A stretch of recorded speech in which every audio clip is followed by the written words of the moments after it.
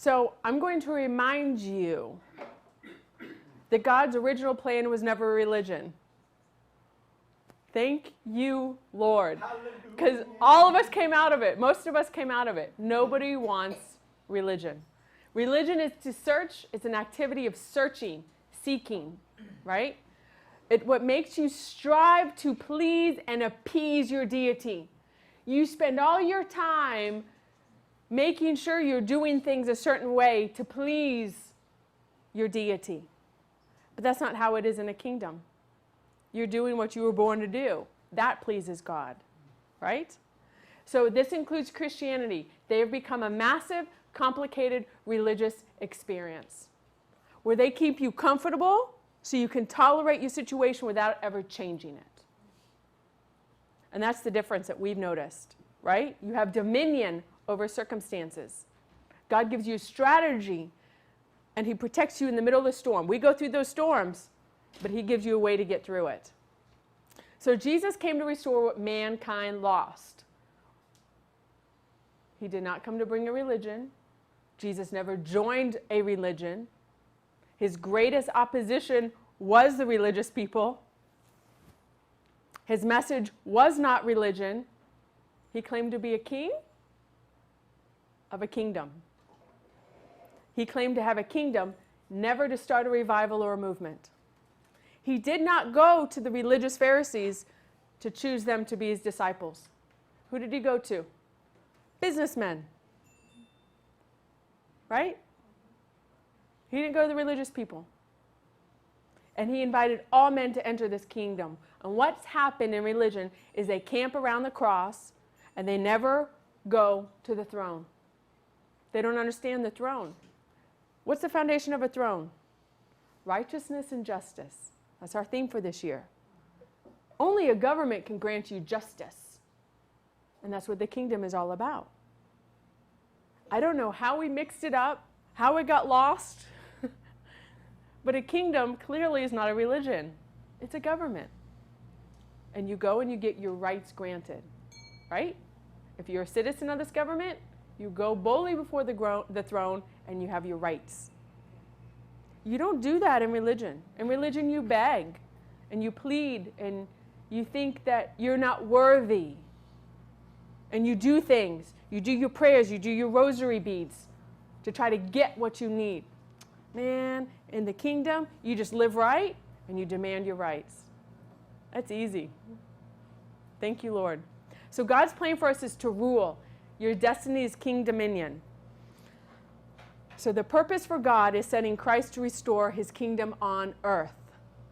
That's where his focus was. Not to get you to heaven, not to escape out of here to get to heaven, but to bring the kingdom here on earth. That's what our focus is. Getting the kingdom in the school systems. You guys, the systems are broken. The government is broken. The Senate is broken. The political system is broken. Lord knows, Wall Street is broken. It's so corrupt. People are looking to have the problem solved. And that's why we focus on teaching principles, so you guys can bring these principles, this truth, to the systems. So every man is searching for kingdom dominion. Religion does not give you power over circumstances. It gives you the ability to tolerate it and the comfort to endure.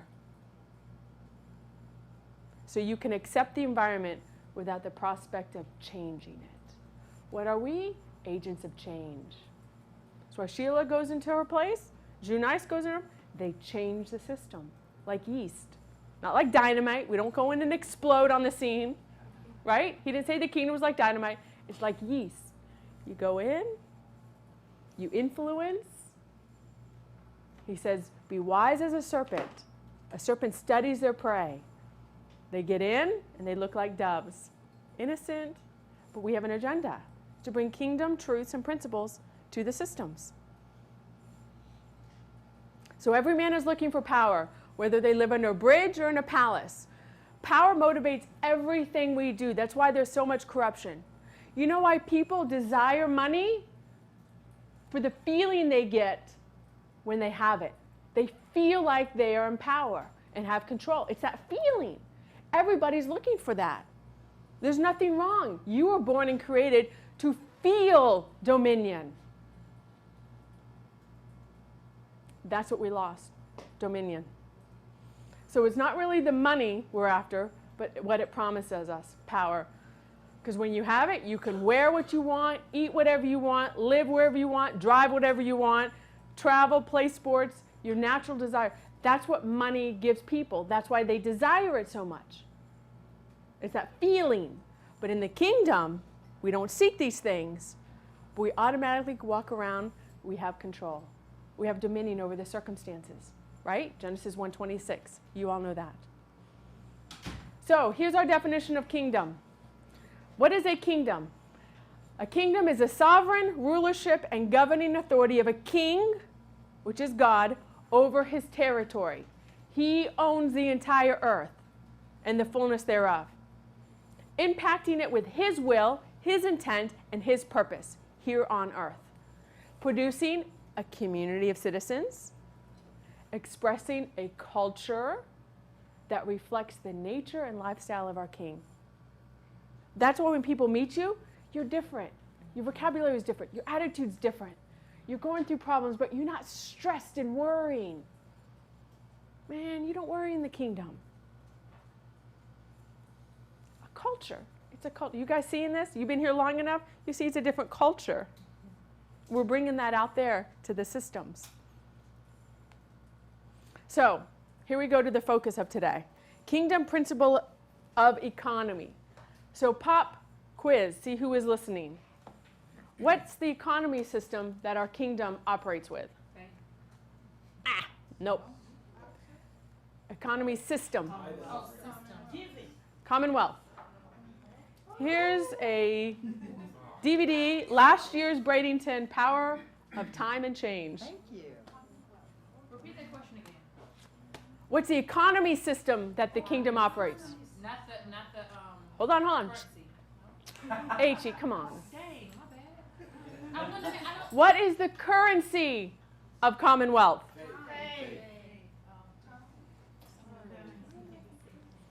You can give it to somebody else. No. Who said that? Sheila. It's okay, you need it. Okay, so economy is a system of transaction and contribution to a nation. Every government has its own economy system, right? So God's is no different. The kingdom operates as commonwealth. He owns everything, we own nothing. That takes the stress, the pressure off of you.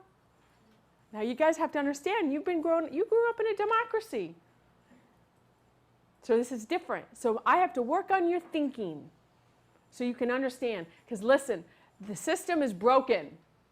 That's why he says, you are not of this system, right? You know, he goes, you are in it, but you're not of it. The world. He used that word world. What's world mean? Cosmos, systems. So he says, you're in it, you're in the middle of it, you're in the middle of democracy, but you're not of it. You operate with another system. So in the kingdom, faith is the currency of commonwealth. That's the only way the system works, is it takes faith. So the world system says, get as much as you can, as fast as you can, and keep it. You hoard it. And then you get a storage unit, and you put more stuff in it. And then you get your boat. And then you get everything you need, right? And it's for me, my family, and ours, and then it sits there and rots. So the world system says, sell it, and it will be given unto you, right? Now you guys that know me long enough, we don't sell our stuff, we give it away. I see people, they have I'm going to go trade in my iPhone. Hey, give that iPhone away. You know how many iPhones I've given away when it's time to upgrade to the next one? Man, I'm plugging into the system. I know people that need iPhones. They're using old school flip phones. I don't know how you can get anything done with those. So you make the system work. You initiate it. You give. So the kingdom, it says, give and it shall be given. you activate the principle, and then it forces people to give back to you. Not even God. God says, people will give unto you, right? Now, people are not our source. God's our source. But he uses them as resources. So don't look to the people. So men shall give into your bosom. That's where you keep your treasure. Now, I know I showed this last year. But last year for my birthday, we went over to, what's this hotel? Thank you, the Breakers. And we're like, you know what? We're going to go all out and spend 3 nights at the Breakers and get a little bungalow. And we're chilling at the bungalow with the baby. And we left. You guys remember the story? Somebody else paid our bill. $6,000. A friend of Matthew's, a client of Matthew's paid the bill, didn't even tell us. We're like, what? How amazing is that? It's amazing. So we didn't even have to spend our money. God caused somebody else to bless us. You see? So usually we think, okay, God has to give me $6,000 to make something happen. He doesn't need, he'll have somebody else give you the resource, okay? Or the money, or whatever it is. But we always think in terms of cash. I need cash to make things happen, right? Man, there's many other resources. That's number 6 on the list of resources is monetary. We'll get into that. So giving acknowledges kingdom ownership. When you give, you're proving, I don't own this iPhone, and you give it away. Then the king says, okay, she believes this. She really doesn't own that. You guys know I've given away 2 cars, a Lexus and a Maximus. Thank you. I knew that would come out right. I'm thinking of Gladiator. I just watched Gladiator the other night.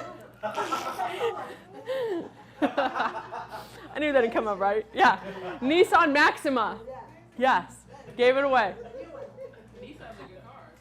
Lexus SUV, good car too.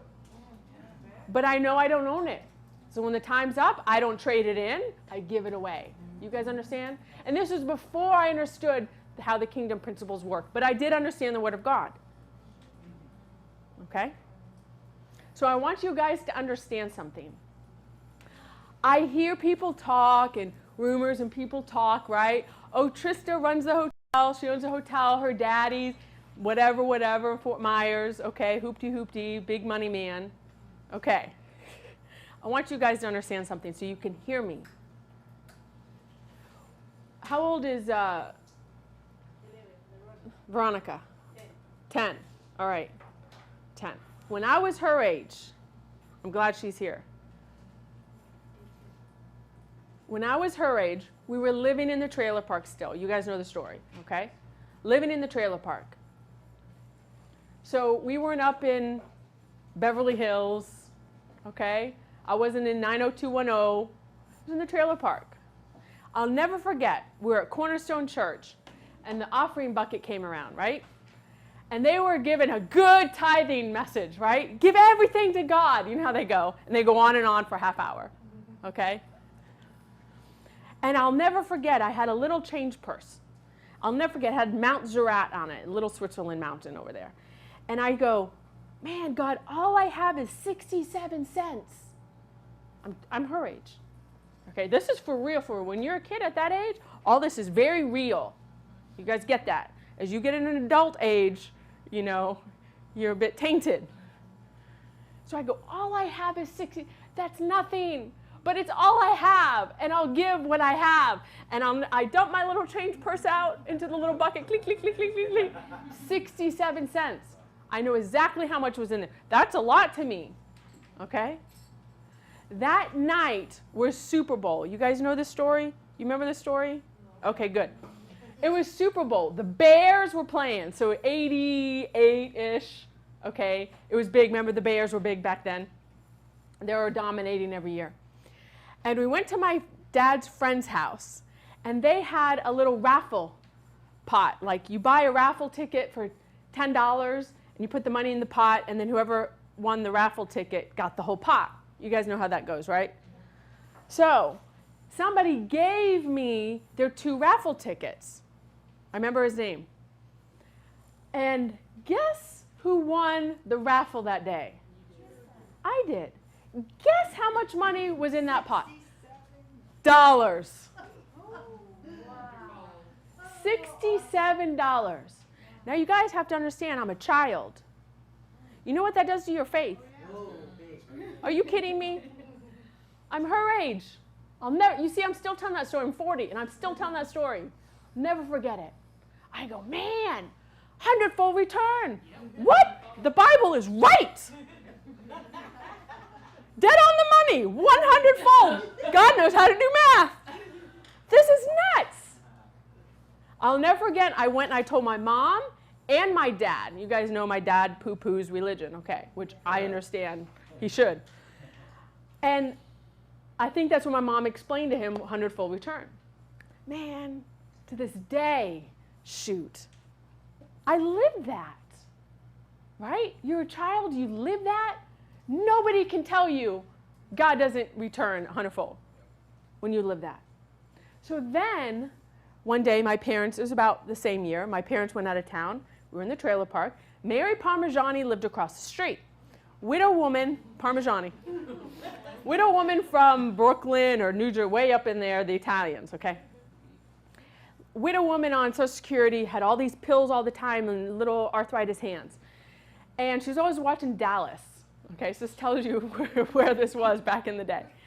And one night, she babysat me. My parents went out of town. And my dad gave me like $20. Now, when you're her age, Veronica's age, $20? That's huge, right? So I'll never forget, we went to the little store one day. My dad said, this is in case you need to buy any food. And I wanted some circus peanuts. You guys know those orange circus. And I was like, no, I'm going to hold on to my money. It's hard for me to spend money. I don't want these people getting my money. I work hard for my money, okay? All these big retailers, okay, taking my money. So then I'll never forget, she had a little table and she had some placemats. And I really felt bad for her because she's always talking about money and she didn't have any and she lives off, you know, she was a widow. And I had the little $20 under her placemat on her. She cleaned them every day, so I knew she'd find it. But I don't want to let her know it was me. So I put my little $20. I'm her age, $20 back in, 30 years ago, that was a lot. And I put it under the mat, and I never said anything. And I went home, and I was playing. And I guess word had gotten back to my mom and dad that, you know what, it was $10. It was $10. Word had gotten back to mom and dad that I left $10 underneath. And that was all dad had given me. So my dad found out about it, and he came to me, and he goes, Trista, I heard you gave Mary Parmigiani $10. And I said, yeah, you found out? Yeah, I put it under a placemat. And he handed me $100 bill. I go, wow, 100-fold return! This is nuts! $100 bill? I'm in the trailer park. Veronica's age. Veronica, what could you do with $100? Wow! She don't even know. Yeah, I know. Man, that's like giving Lily a $100 bill. That's nuts. I want you guys to understand why I have childlike faith. Because when I was a child, I saw this system operate in action. And I still believe it as much as I did when I was little. That never changed. So I hear people say, oh, Trista's got it made. It's easy for her to teach us, right? People told Robert this stuff, and he's like, listen, you don't understand. She really believes it. I do. It really works. That's the only way I can stand up here and teach this, because I live it. And I've been living it since I was Veronica's age.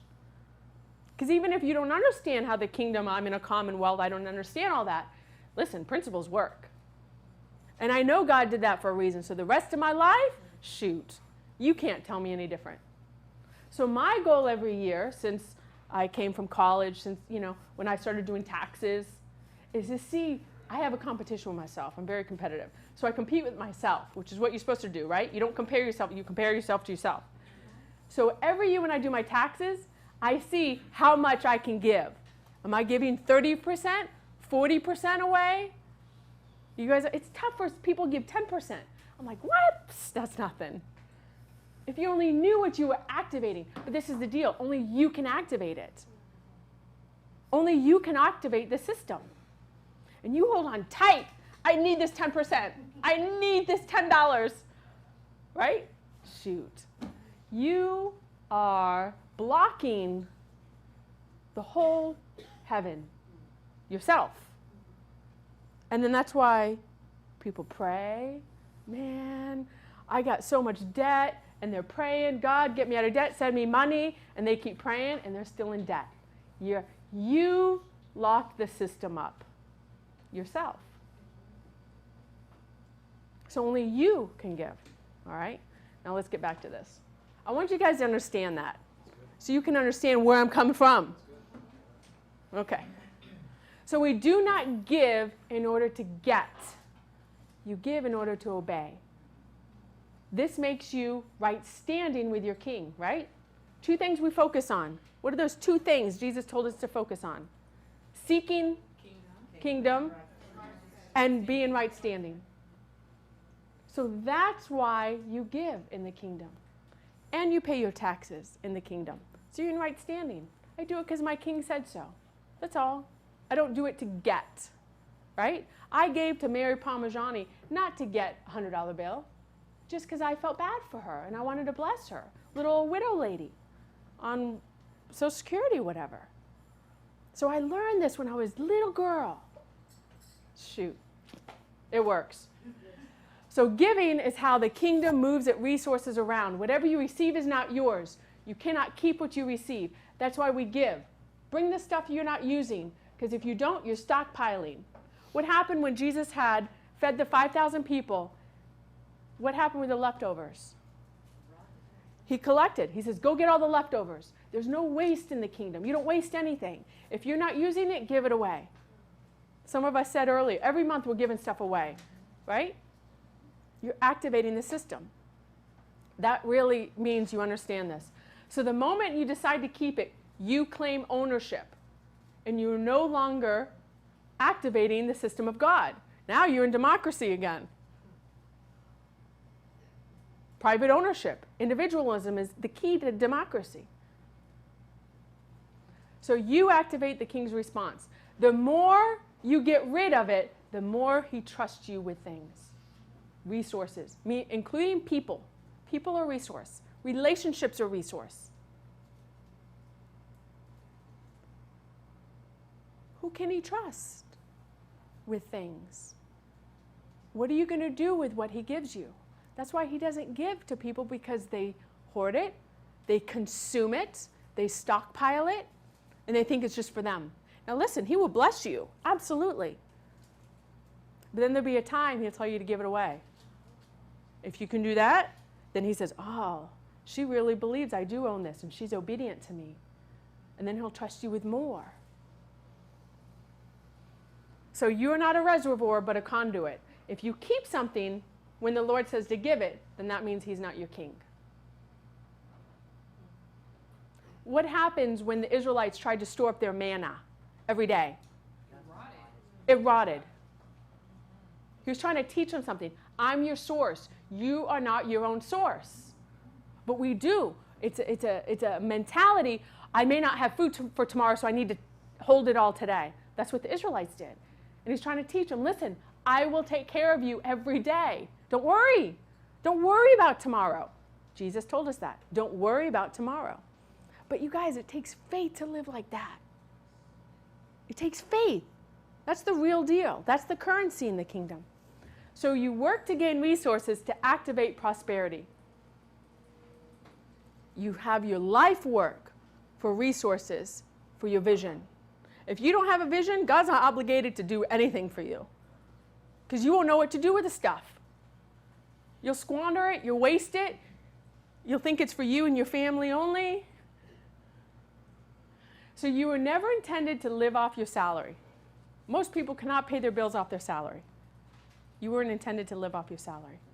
If you think your salary is your source, you're in a lot of trouble. I feel bad for some of my employees that think I'm their source. They come, I can't pay my rent. They come complaining about stuff. I'm not your source. You're in the same kingdom. Don't look at me. I'm serious. And they're all Christians. Trista, am I going to get a raise? How long you been here? 5 months and you're part-time? What? No. I used to make $100,000 back in the day before the recession. And I said, how long have you been on unemployment? 4 years? You're welcome for the job. I'm telling you, this is a real conversation I'm having with Christians. I get so upset. Okay, so you will only be remembered for what you give. This is the attitude of non-ownership. A true kingdom citizen understands they don't own anything. That's why they can give away stuff. Give away their Coach purse. Don't you have one of mine? Somebody does. I don't know. A lot of my staff does too. They go around with the Coach purses. How many purses do you need? Honestly. Some people have 12, 14. How many purses can you use at one time? One. Well, Same with shoes. well, it depends on what you're wearing. Okay. That's the truth. Oh, don't get me started on that. Where's my purse? Ignore me. How many colors you have? 7 colors for clothes to match with person. But I can brush them away too, so I'm good. Here we go. Principle of kingdom taxation. Tithe means tenth, 10%. You guys know that. Tithing is your taxation in this government of God. That's paying taxes. What happens as an American citizen if you don't pay your taxes? Yes, they put you in jail. You are illegal citizen. None of the benefits of America work for you.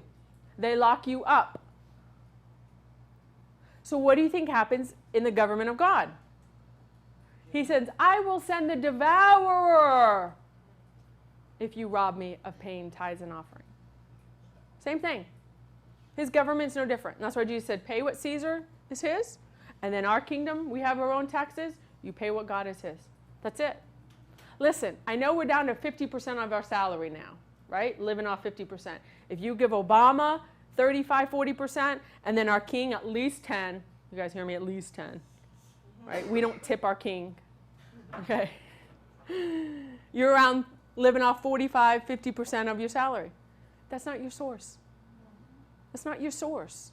Evelyn. If I gave money today on Fridays, because we gave something To who? to my kids. I gave some money Fridays. Allowances. Allowance. Uh-huh. They need to pay that. Absolutely yes. Doesn't matter it's from Ab- morning, I pay my You're giving. mine, but they need to pay separate too? Yeah, Oh, okay. of course. Okay, guys, you're in trouble. Man, let me tell you something. When I got my... Far from Paula. No. She likes to shop. That's their income. Yeah. Oh, okay. Yeah. Did they work for that? Half. Well, that's a whole nother Paula, teaching. they don't want something else. That's a whole nother teaching. They have some responsibilities, they do it, the responsibilities they have it, Saturdays, they clean Yeah, the room, yeah, wash the yeah. clothes, Yeah. and I give something for that. Yes. Let me tell you something. Every single, what do you call that when you give them? Allowances. I tithe off all of that since I was 5 years old. My whole life I've been tithing. So now you're seeing 35 years of this principle and people are like, Trista's got whatever. Da, da, da. Yeah, I wonder why. I've been initiating this principle for 35 years of my entire life. Entire life. Veronica, you guys should be tithing. Because if not, you are robbing God. That's very serious. You don't want to rob God. You didn't know before, and that's okay. We're all learning together. So when I learned when I was Veronica's age, I was like, man, I don't want to rob God. I'm going to give him the 10%. And there were times I'd give him everything. And man, he gave me $100, whatever. So yes, for allowances, the kids, that's how they learn to manage and pay their taxes. Then they'll be fine when they're adults because they've been operating and God will show them how this works as kids. That's when they need to learn it. Because if you're an adult and just start doing this, it's tough. You've been used to this one system your whole life. And then you're 20, how do you expect them now to start learning it? No, teach the kids. Absolutely. 10% every time. That's blessed. Trista, could you expound on the image about the coin, what was due to Caesar, but whose image is Right. on us? That's like, Mhm. I like Yeah, because that. Jesus took the coin. He said, whose image is on this coin? And it was Caesar's. He said, okay, give unto Caesar what's his. And he says, give unto God what's his. Whose image is on you?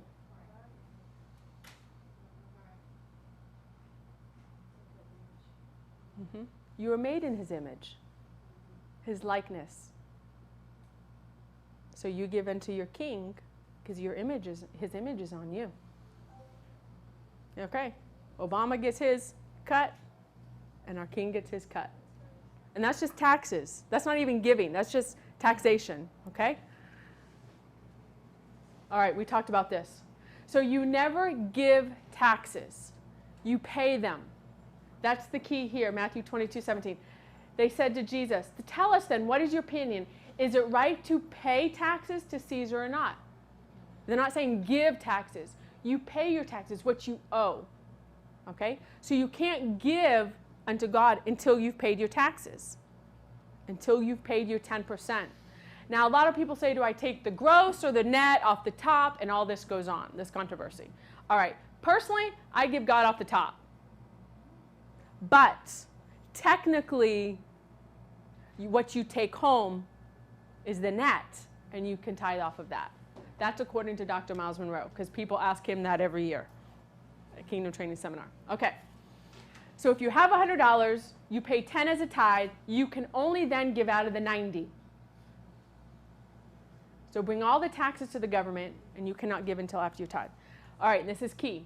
Tithing doesn't prosper you, it positions you. That's when you are in right standing with your government. So I do it to obey and be in right standing, because I know it works. So tithe is for the local community where you're getting fed. Beyond that, that's when you give. Like back in the day, I used to give to Kenneth Copeland. I'd send Kenneth Copeland some money, but I'd give to my local church. Now out of here, we give to Dr. Miles Monroe. Out of here, almost 40%. Okay? So if you give your tithe to another ministry, you are investing in stolen money. It goes to the local community. You can give offerings to any ministry or person after you want to pay your taxes in the storehouse. So if you come across a widow woman or the domestic violence you want to give, that's God. It doesn't have to be a ministry at all. It can be your neighbor who's in need. That's a great question. If you have someone that really is in need, can you give to them? That's what I just said, yeah. Yeah, give to whomever.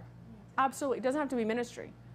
After you pay the After you've paid your taxes, give whomever, wherever, whomever you want. Your neighbor, the little kid down the street that doesn't have any toys, whatever. That's kingdom. That's kingdom right there.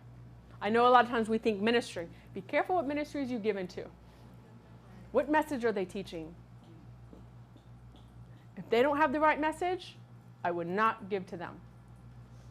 Because you are financing a lie. I stopped giving to a lot of ministries and missionaries. And they wonder, what happened to you, Trista? Hey, I learned something. I will finance the truth. I will finance, are you teaching the same message Jesus taught? If not, you're not going to see a dime of my money. I'm not going to finance a lie. All right. You are thieves by keeping God's taxes. So he sends the devourer. He says, I will rebuke the devourer for your sakes, so that he will not destroy the fruit of your ground, nor the vine fail to bear fruit for you in the field. So you pay your taxes, he will rebuke the devourer for your sake. You are illegal citizen if you don't pay taxes. Just like in America, you don't pay your taxes, you're illegal and no benefits are due you in America. All right, we talked about Caesar. Paying taxes is proof of citizenship, and this was key. I remember when Robert and we went to the People's Ministry. Remember in Miami, we all went last year? And they were hooting and hollering and praising God and dancing, having a good time. And then I reminded Robert, remember what Jesus did? He sat in the back and watched how the people gave. Did they give cheerfully or somberly? Oh man, here goes my 10%. I can't believe it. They always ask you. Yeah. Yeah, right? Right.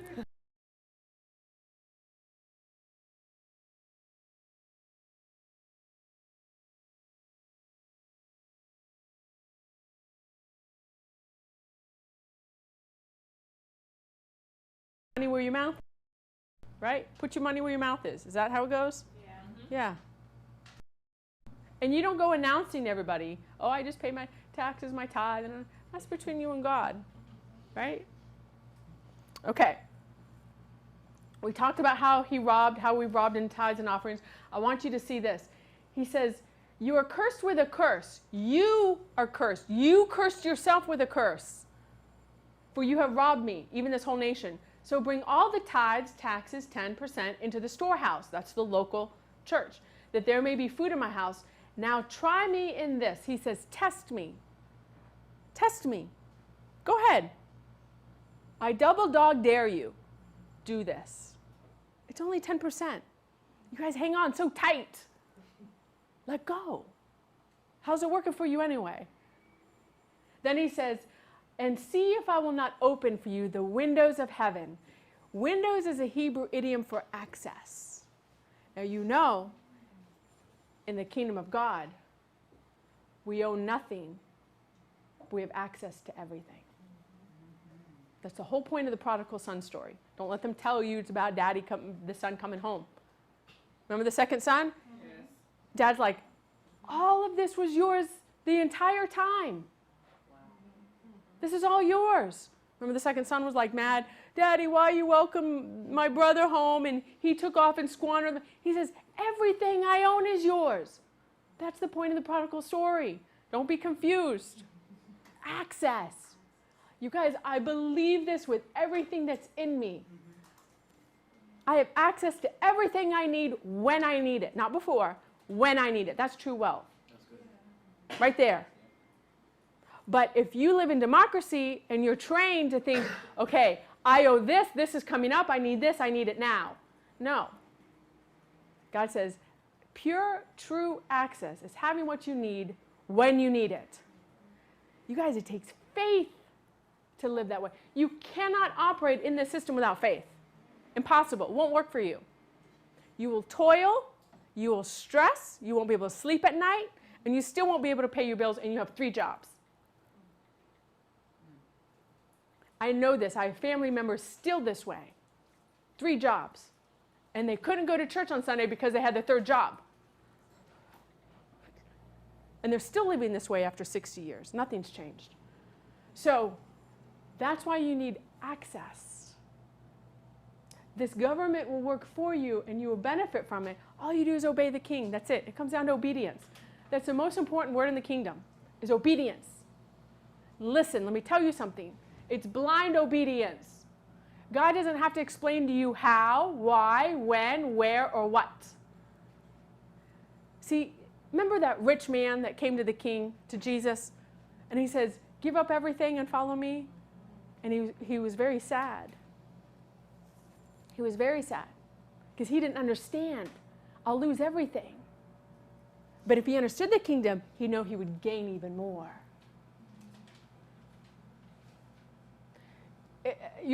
That's why Jesus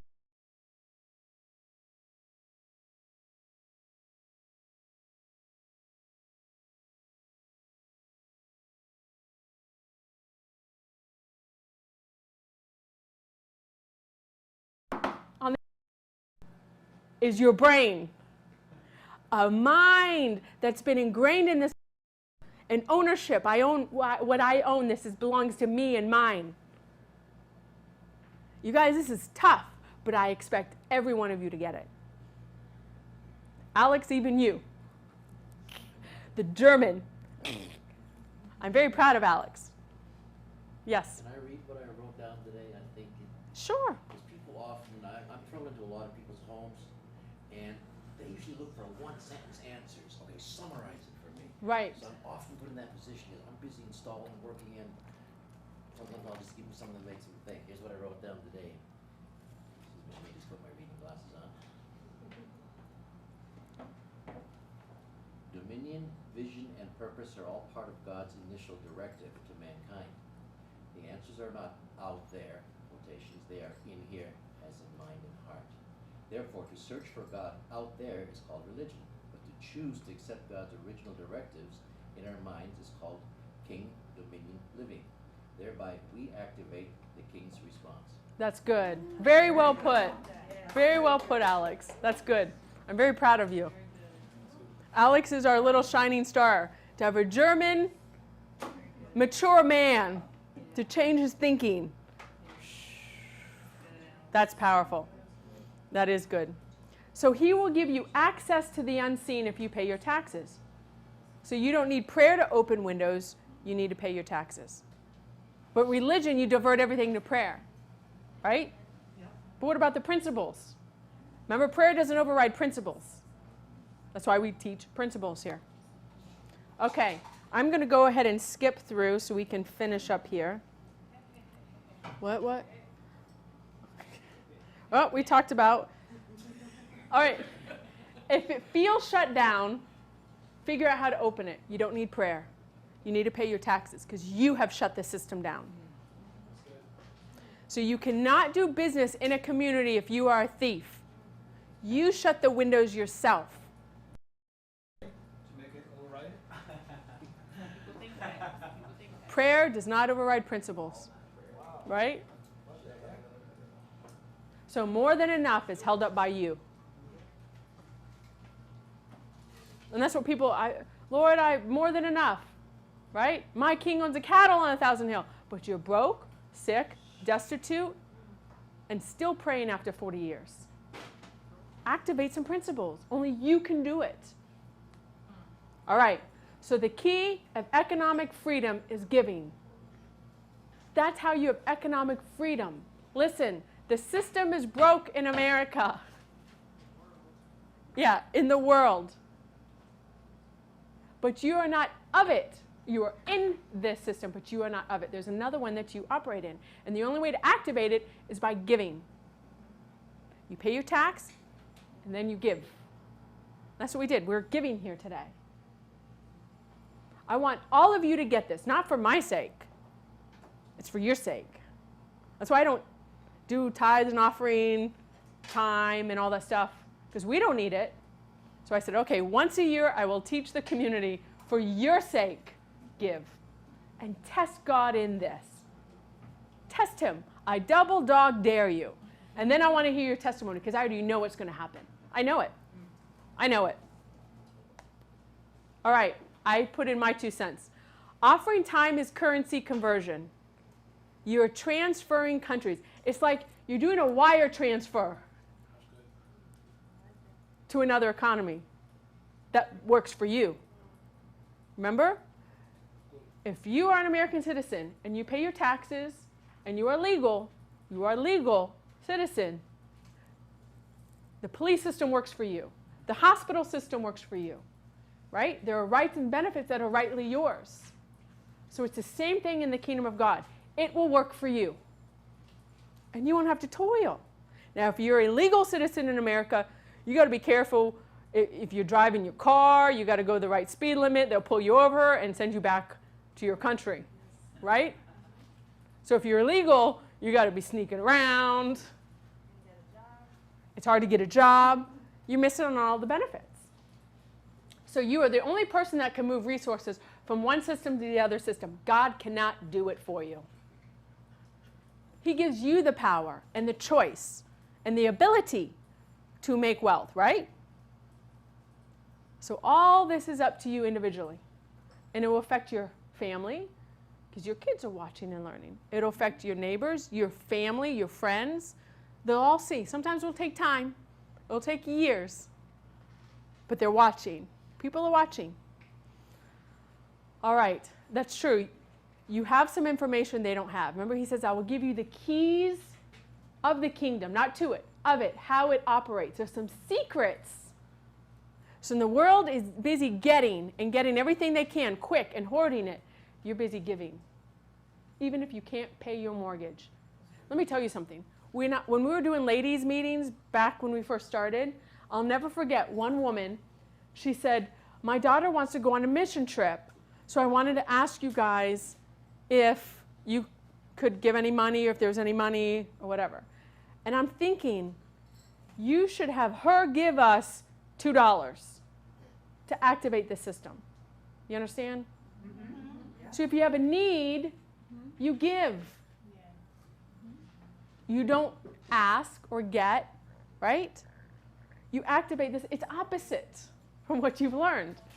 This won't work for you unless you change your thinking, period. That's why Jesus said, repent, change your thinking, otherwise you won't get this. So that's our job here, is to change your thinking. Every week is change your thinking, because only you can do this for yourself. It takes faith to shift systems. The fear part of faith is the fight against the system. It's a fight for some people in their minds because they're afraid. They don't trust God, right? They have a trust problem. Her fear became subjected to her faith. This is the little widow woman that Elijah came to with the widow woman. It's tough to live in the kingdom, but worth it. I don't think it's that hard because I have childlike faith. But if you're an adult and you don't have that childlike faith, it's tough, but it's worth it. It truly takes faith. But with the widow woman, her last meal became a business. She said, I don't understand why you're asking me to give the last meal I have, because me and my son were going to eat it and die. She didn't understand it, and Elijah didn't explain it to her. She had to blind obedience, do what the man of God said. Give me all that you have. That's opposite to the world, the way the world does things. But then it became a business for her. That's kingdom right there. You guys know what business? She had oil flowing out of her jars, and she went around to everyone in the village, said, give me your jars, everybody, because all this oil was coming in out of these jars. She started an oil business. That's how they had light. That's how they cooked. You had to have oil back in the day. That's how you did everything. And when the last vase was collected, the oil stopped producing.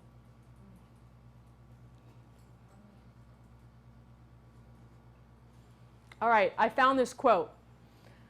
Joseph Campbell said, I think the person who takes a job in order to live, that is to say, for the money, has turned himself into a slave.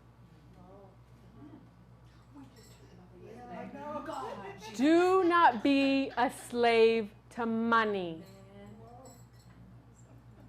You know why I thought of this? I was preparing for the message. My sister was on Facebook. She inboxed me. She sent me a clip of Kim Kardashian, okay, who is in Vienna.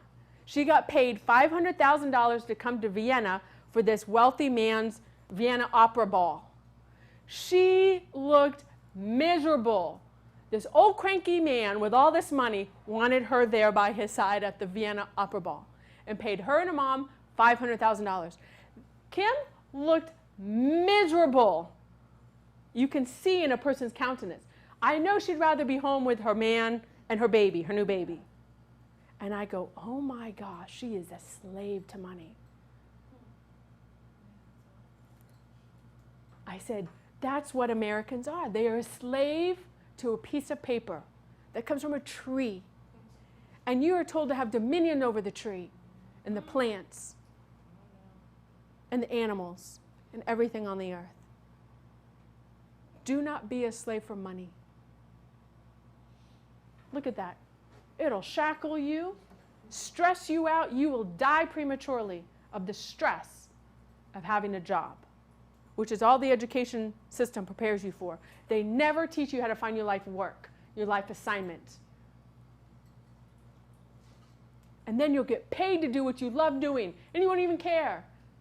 You will flourish. You will be you feel so alive. So do not be a slave to money. We've taught you all how to find your life work, your assignment, your purpose. If you still don't remember, talk to Robert. So here I want to remind you of what resources are, okay? These are resources. People, experience is a resource. That's a huge one. Time is a resource. Relationships are a resource. Energy is a resource. That includes time, familiarity. Age can be a hindrance. Sometimes if you're on a board, this was what was used in that context. Sometimes familiarity on the board or in your organization can bring contentment or lack of efficiency, creativity. Yes. So energy is a resource. And then number 6 is money. We didn't put that at the top. Most people focus on cash. Cash is king. Shoot, who's your king? Who's your king? What? Your king's who? A piece of paper is your king? But you guys, this is the culture we are in, but not of. You get that? Xavier. God even said that, Jesus said that there's only 2 gods you'll serve in life, either God or mammon, which is the definition of life. He did not use the devil. He didn't say Satan. The devil is not even an issue. It's that piece of paper. That's it. So then, the last but the most important factor of resource is the God factor. Don't forget the God factor. He's the ultimate source and gives you the capacity to tap into something beyond this earth, which is what we need. We are unlimited. He will give you divine ideas. That's my number 1 resource right there. I depend on this one, and then he connects me to all that. I don't go seeking this. My time and energy isn't put into this. That follows me. That chases me down when I need it. Okay? Because I'm busy seeking the kingdom first. This is my focus, right? Oh, I better stay in right standing. Oh, I better love that person even though they persecute me, or they talk smack about me, or they're spreading rumors about me. Man, I got to love them. That's the only debt you owe anyone. In the kingdom, that's the only way anyone knows you have this kingdom is by how you love one another. That's it. He said, otherwise they won't know you're my disciple. So that's the focus. You got to love one another. It's tough. But we have no choice because we want to obey our king. Then everything you need is added, right? We've already focused on that word, added. You don't work for it. That's the beauty of it. But that's opposite to how you're raised, especially if you're from Haiti, especially if you're from Germany, especially from the Bahamas, especially if you're from Brazil. Where else? Atlanta, that's a whole nother place. You're in your own country up there, Tomash. Let's talk about cities. Atlanta. Costa Rica, America, Dominican Republic.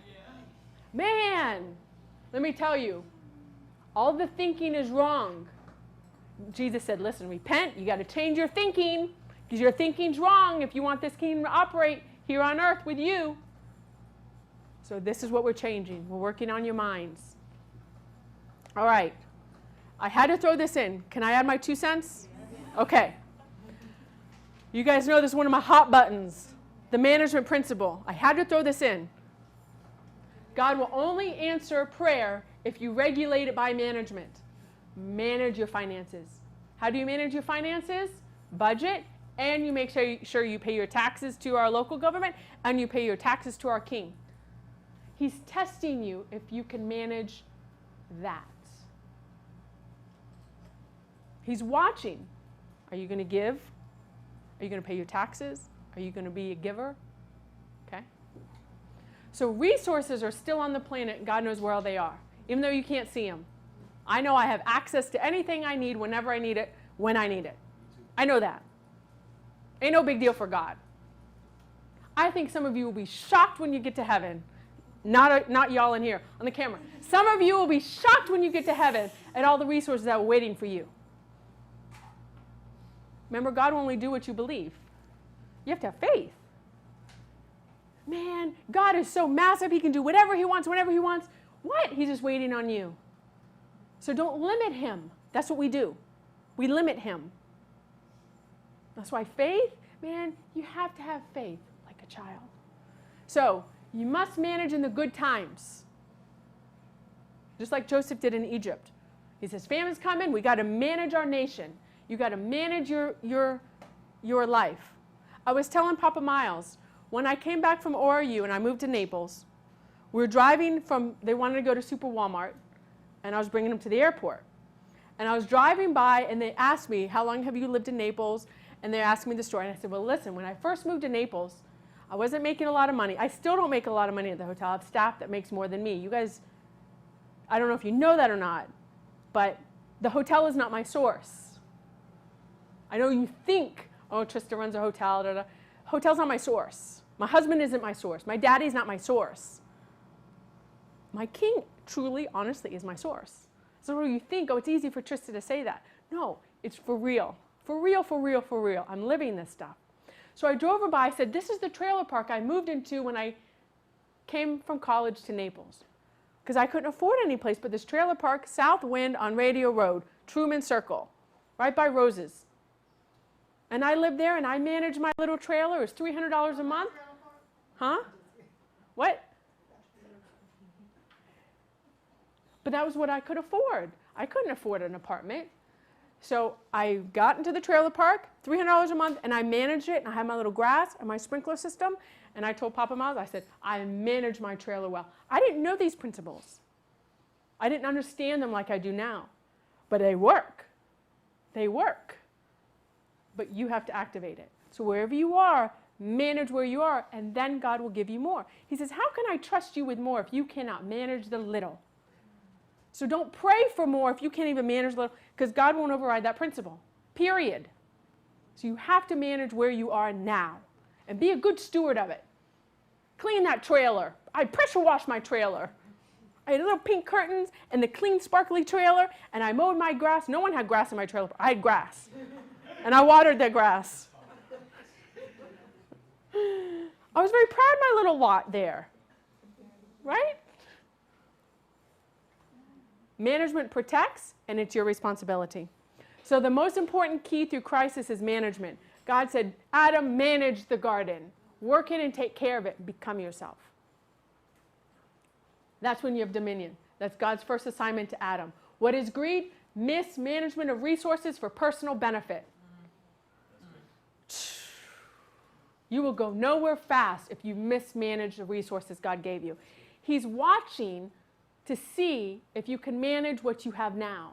Because according to the vision you guys have shown me, you're going to be managing a lot more. So you have to manage where you are now, and then God will give you more. Because you know what? It's for His name's sake, and we make Him look good. You guys know that? All right, I wanted to throw this last one in. Jesus said, truly I tell you, unless you change, see that word change, and become like a little child, you will never enter the kingdom of heaven. Oops, I didn't cut that out. That's supposed to be out.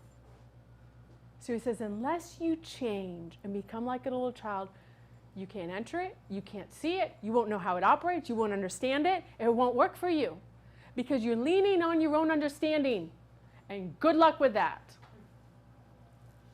Man, I got to tell you, there's a gentleman that's come here twice. I've known him for many years. He's 45.